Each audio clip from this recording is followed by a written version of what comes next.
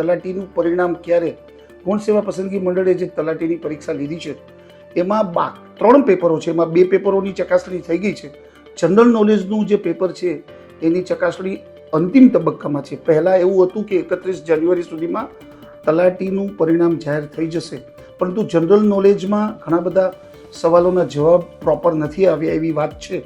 એના હિસાબે થોડું ડિલે થયું છે અને એવું લાગે છે કે 2300 પોસ્ટ માટે આશરે 4000 ઉમેદવારોને પાસ કરતું પરિણામ લગભગ 7 થી 10 ફેબ્રુઆરી સુધીમાં જાહેર થઈ જશે. આ તારીખ આપ નોટ કરી લેજો. ઘણા બધા લોકો પૂછપરછ કરી રહ્યા છે અને એ સાચું છે કે તલાટીના પરિણામમાં વિલંબ થયો છે, પરંતુ હવે બહુ વિલંબ નહીં થાય.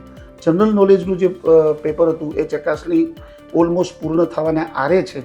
વચ્ચે પાછી 2-3 દિવસની રજા પણ આવી રહી છે, એટલે 31 જાન્યુઆરીને બદલે 7 થી 10 ફેબ્રુઆરી સુધીમાં તલાટીનું 2300 પોસ્ટ માટે આશરે 4000 ઉમેદવારોને ડીવી માટે બોલાવવા માટેની કાર્યવાહી હાથ ધરાશે.